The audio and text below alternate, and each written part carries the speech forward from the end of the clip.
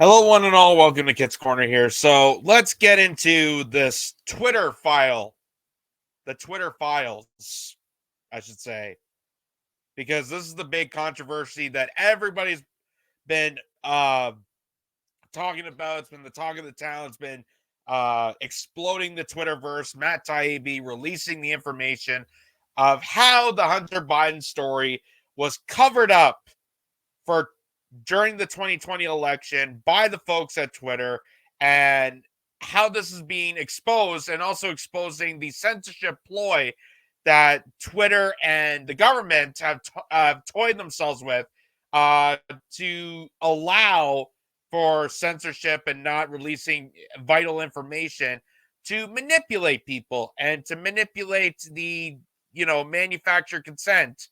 That's kind of the whole point of censorship, is they try to manipulate the general society and the dialect so that people move to a certain agenda or move to a certain way. So this is indeed very interesting. This is definitely indeed something that should not go under the rug.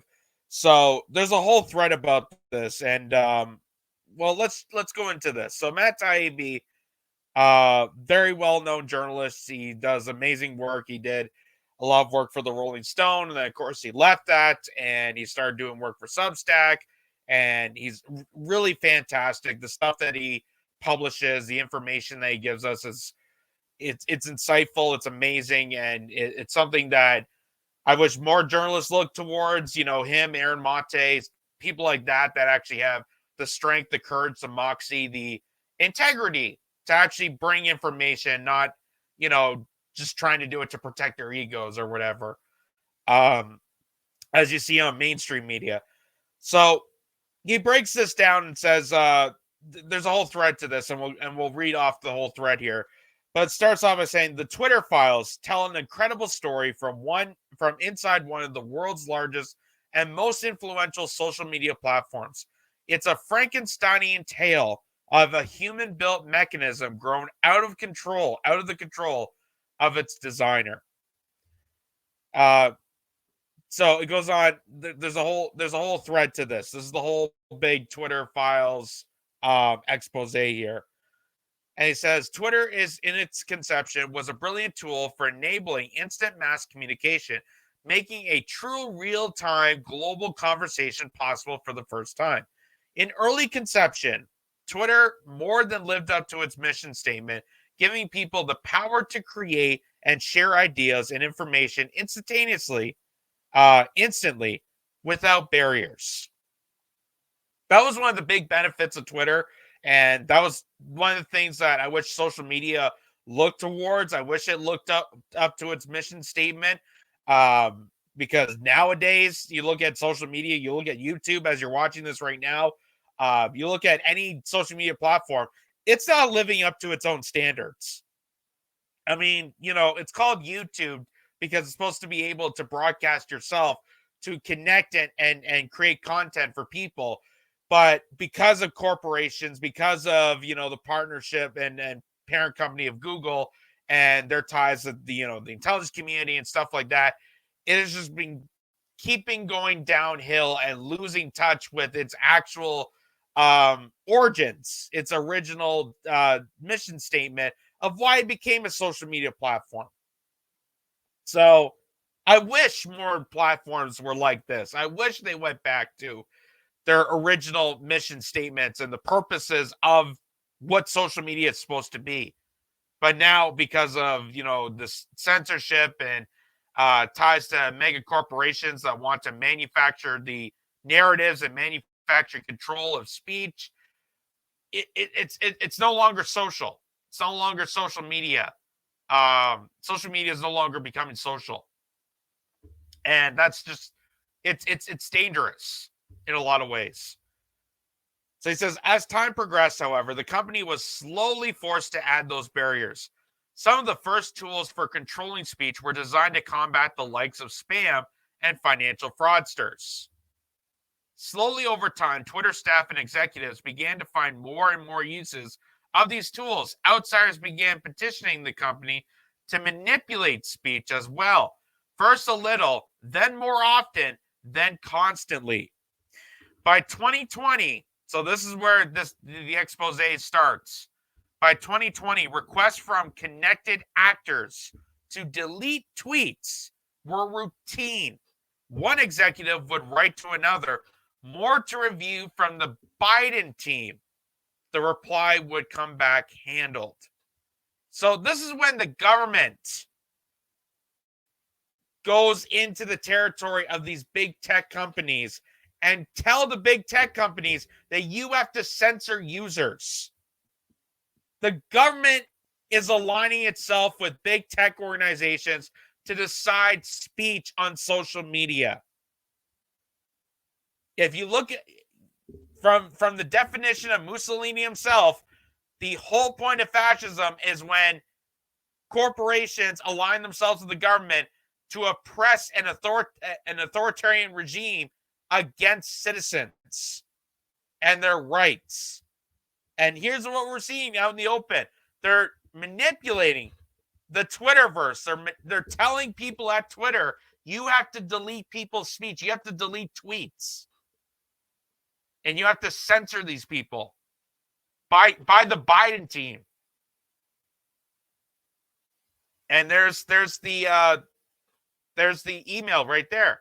So more to review from the Biden team. And they link it to certain tweets.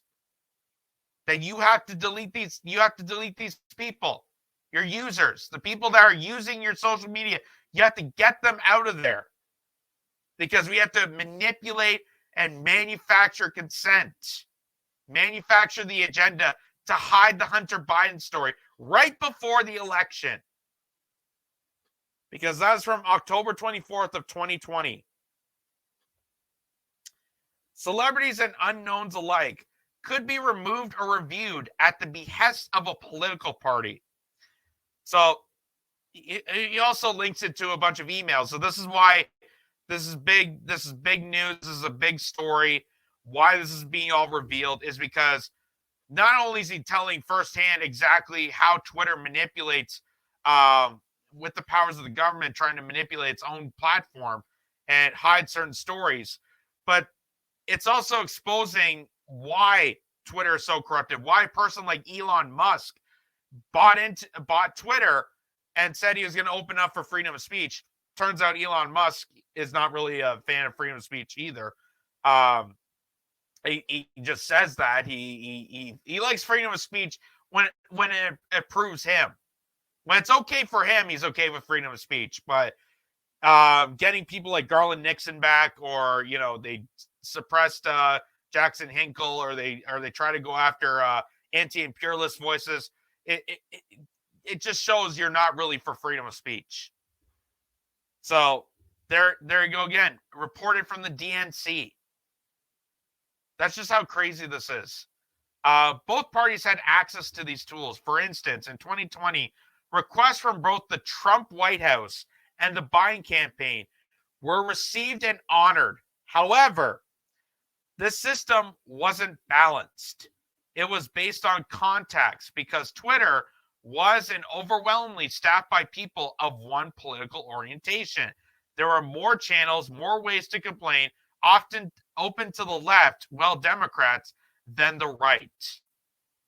So it even shows here the contributions that Twitter had to political parties. And you can see that between 2018 to 2022, the number kept growing for support of the Democrats. And that was around the time when Trump was in office, scared the bejesus out of people, and people lost their minds. They had a Trump derangement syndrome. And I'm no fan of the guy either. Trust me. I am no fan of the whole Trump persona.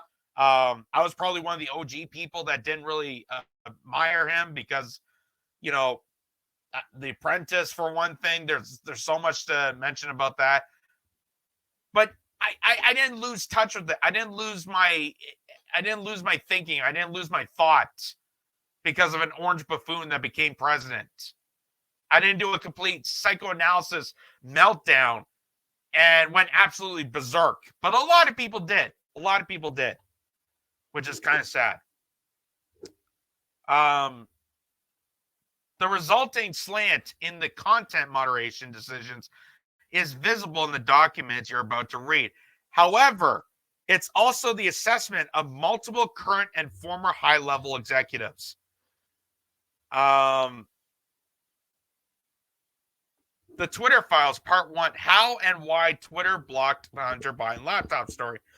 So on October 14, 2020, the New York Post published Biden's secret emails, an expose based on the contents of Hunter Biden's abandoned laptop. That was the big story that they published in the New York Post. There it is there. Smoking gun emails reveal how Hunter Biden introduced Ukraine into the became part of the energy board. And that was the big scandal.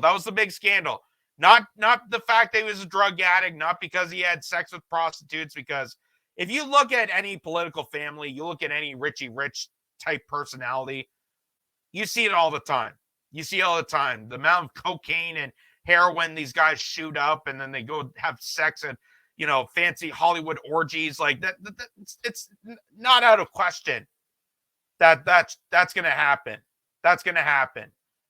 What really exposed was the fact that a son of a former vice president who has no experience, no expertise, no job training, was able to sit in an energy board sector of another country, and especially a country that we're currently in a conflict right now, and also a country that we're money laundering and is one of the most corrupted nations in Eastern Europe.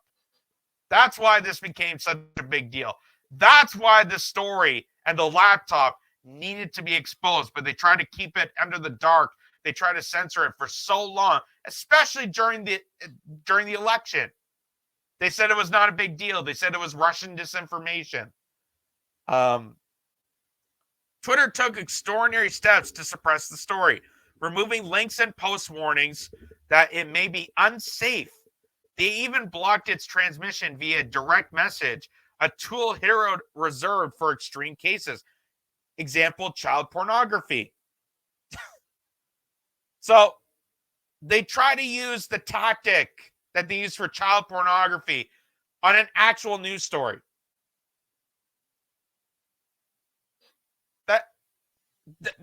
How's that not crazy? White House spokesperson Kayleigh McEnany was locked out of her own account for tweeting about the story, promoting a furious letter from Trump campaign staffer Mike Hahn, who seated at least pretended to care for the next 20 days. And there's the email there from this, and it says Kayleigh McEnany was been locked out of her account for simply talking about the New York Post story. All she did was cite the story at firsthand reporting and was being reported by other outlets and not distributed by the Biden campaign. I need an answer immediately on when, how she will be unlocked. I also don't appreciate how no one on this team called me regarding the news that you'll be censoring news articles.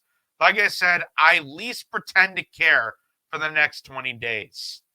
So that's what the email to Twitter. That's what the email to Twitter, because she shared the story. She shared a story, so she had her account completely locked out.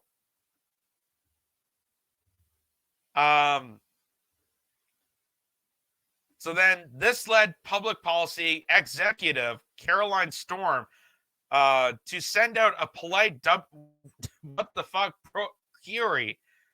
Several employees noted that there was tensions between the communications and policy teams, who had little less control over moderation, and the safety and trust teams.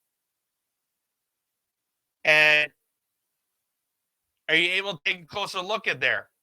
That's what she's saying about the Hunter Biden story and whether or not it needs to be censored. Whether a news article needs to be shunned out of social media. A news article. Storm's note returned to the answer that the laptop story had been removed for violation of the company's hacked materials policy. So the article from the New York Times, they suppressed it because they believed it was hacked materials. This is like, it shows you how crazy this is and how they're trying to manipulate the subject matter. They're trying to manipulate that people are angry and upset that they found this story and not exactly what the story is entailing.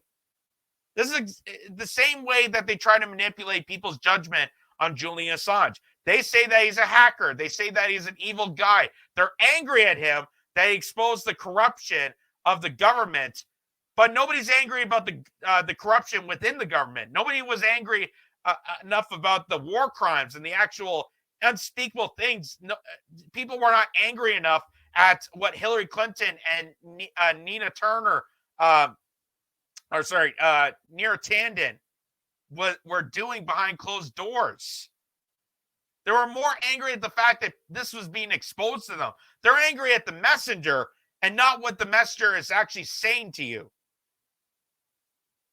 So this is how they trick people, and this is the manipulation that Twitter personally used on the Hunter Biden laptop story. Although several sources called hearing about a general warning from the federal law enforcement that summer about possible foreign hacks, there's no evidence that I've seen of any government involvement in the laptop story. In fact, that might have been the problem, because they were trying to pin this as Russian disinformation. They were trying to pin this as some sort of campaign that Russia was trying to use in this buildup, and that's why we're having these tensions and why people are so, Russia-phobic, and why Putin is such an evil person, according to the mainstream media. All this buildup is because they were manipulated, they were blindsided, and they were fed misinformation by sources like Twitter, by their own manipulation, because they were trying to manufacture consent. They were trying to manufacture that Biden corruption is not at all dangerous versus the, Trump University. As Sam Harris would put, Trump University is more scandalous than anything that the Bidens have done.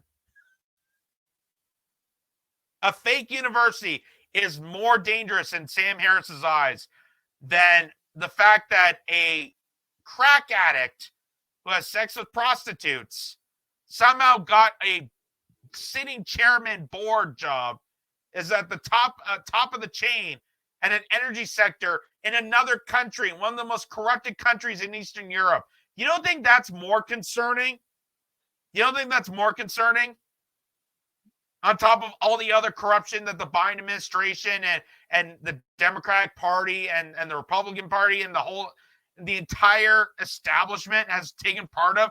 Let's just focus more on Trump University.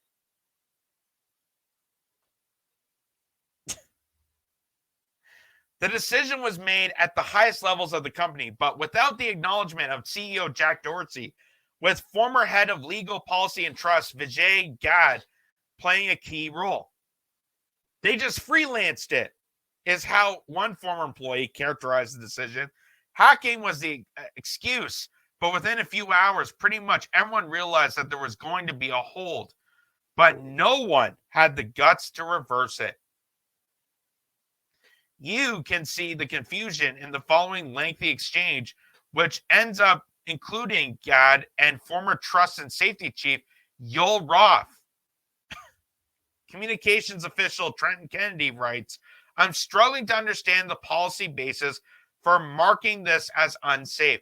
So even the people working at Twitter are confused about this. And again, they're just being told by the Biden administration that they have to do this. They're being told by a higher power. They're being told by the corrupted government to do this, to plan this out, to hide the story. And Here's a bit of the exchange here. So Trent Kennedy says, I'm struggling to understand the policy basis for marking this as unsafe. I think the best explainability argument. So, this is the excuse that they're trying to come up with. They don't understand the excuse, the alibi they can use for this externally would be that we're waiting to understand if the story is the result of hacked materials. We'll face hard questions on this if we don't have some kind of solid reasoning for marking the link unsafe. So they're trying to make up an alibi. They don't have one. They don't understand. They don't even know what the hell's going on. So they can't even make up a fake excuse on why they're doing what they're doing. And they're running around with their heads cut off on this. By this point, everyone knew this was fucked, said one former employee, but the response was essentially to err on the side of continuing to err. Former VP of Global Communications, Brandon Borman, asked, can we truthfully claim that this is part of the policy? To which former Deputy General Counsel Jim Baker again seems to advise, saying that the non-course began because caution is warranted. Again, this is all on a news story published by the New York Post of Hunter Biden's laptop. And they've orchestrated to the highest levels to try to suppress this story. Why? Because they don't want to expose how evilly corrupted the Biden administration is. They still want you to believe that Trump is the only nefarious fool, when really we're surrounded by evil, nefarious pieces of garbage. We have entire countries that are founded and run, our entire leadership, our entire, banking, the whole entire cabal, the establishment, the elites, the people at the World Economic Forum. It's all a big, giant criminal cabal, and we're not part of it. We're not part of it for obvious reasons.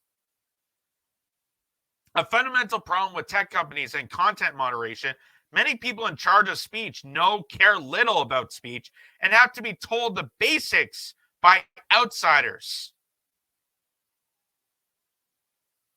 The problem with social media and the people that work in social media is they're bought out by big corporations that are telling them how free speech works, instead of actually understanding the actual principle of freedom of speech and the actual principle of social media.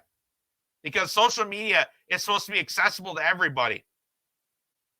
You go onto Facebook, you join an account. That's why they allow you to have accounts. You're not buying into Twitter. You're starting your own account. You post things. And you share information. You share sources. You share and be social to other users. But they're being told by corporations and advertisers and intelligence communities and other executives how speech works.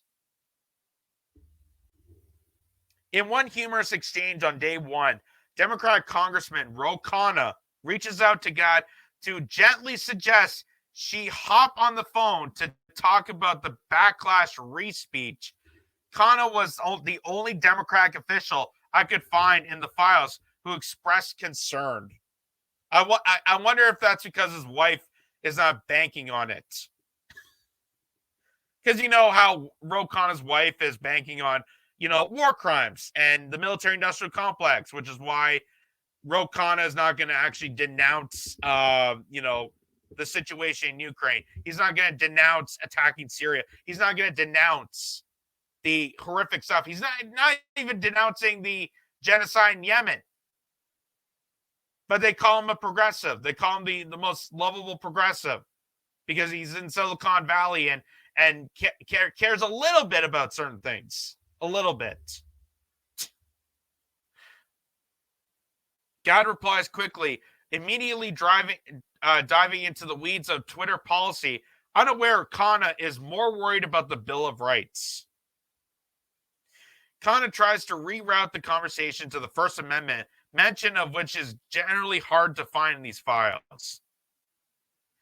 Within a day, head of the public policy, Lauren Culbertson, receives a ghastly letter report from Carl Szabo of the research firm NetChoice, which had already pulled 12 members of Congress, 9 Republicans and 3 Democrats, from the House Judiciary Committee to Representative Judy Schu's office.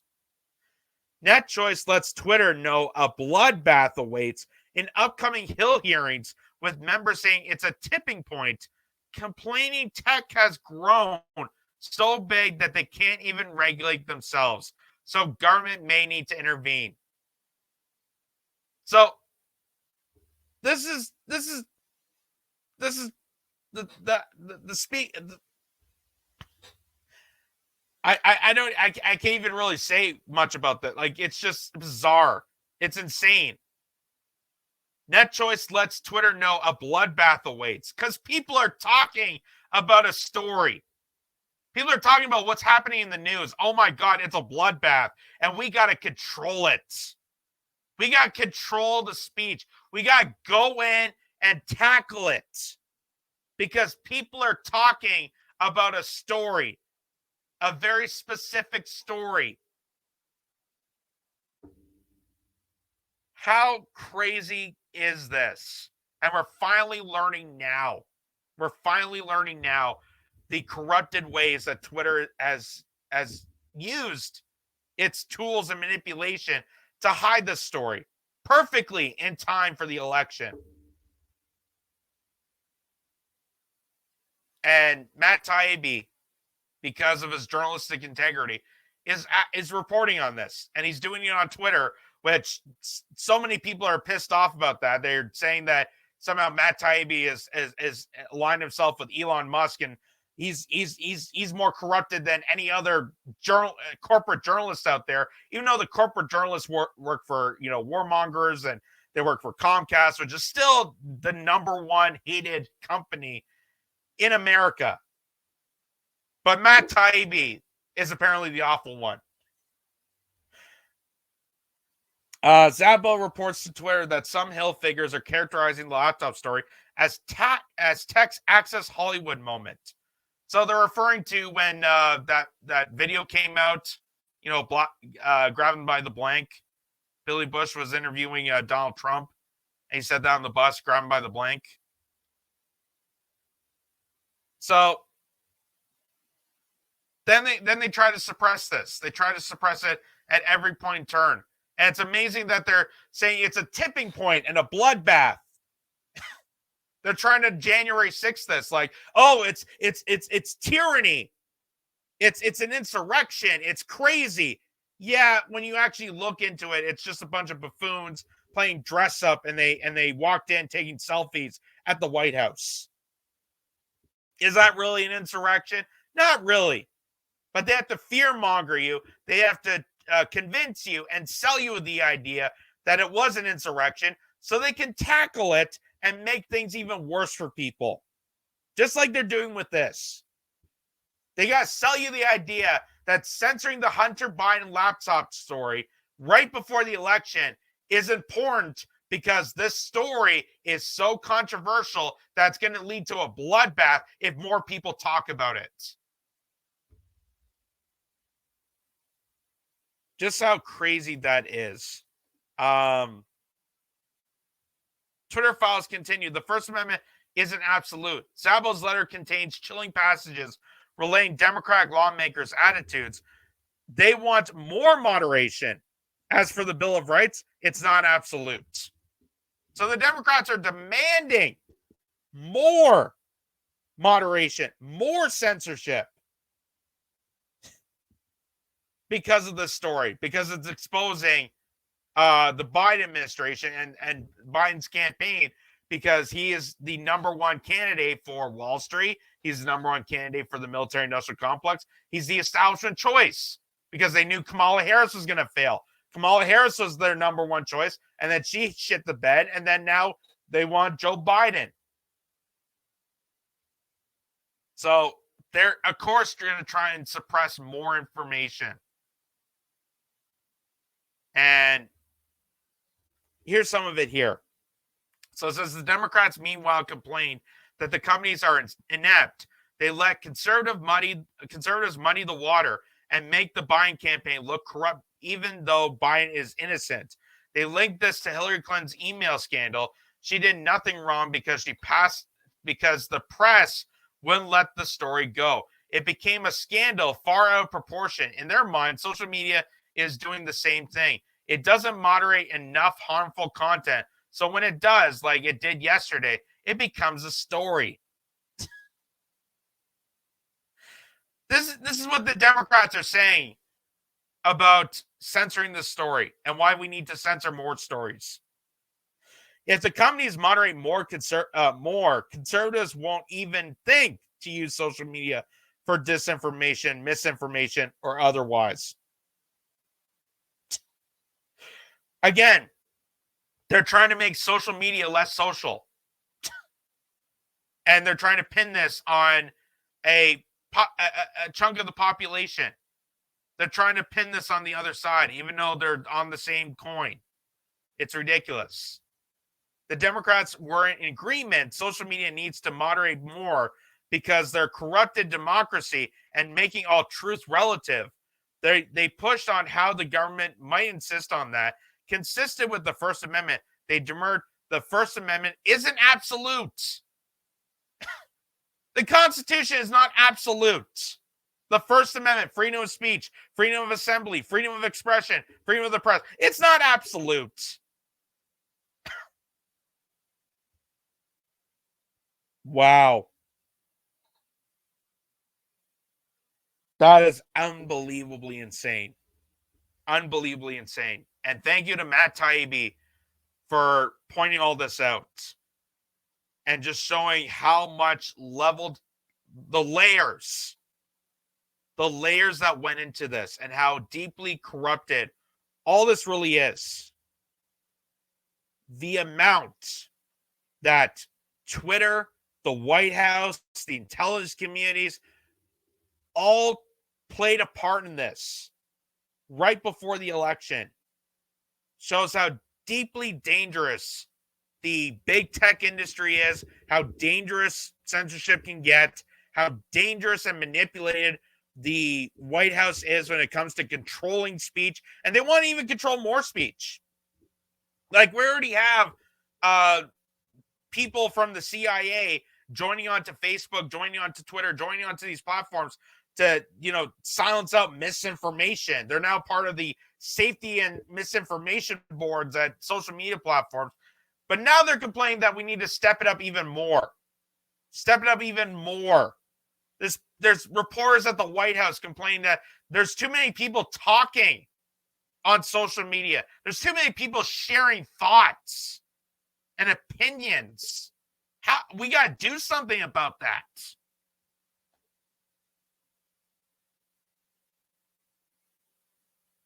And the big story and the big thing out of this is that they purposely did this. They purposely did right before the election. And they tried to hide this under the rug. They tried to say the laptop was not verified and said it was disinformation and hide it for so long. Then Joe Biden became president. And now here we are, 2022. And now they finally confirmed it. CBS finally admitted that, I guess the laptop did exist. I guess all the, signs are clearly there, and we can't just be in denial anymore.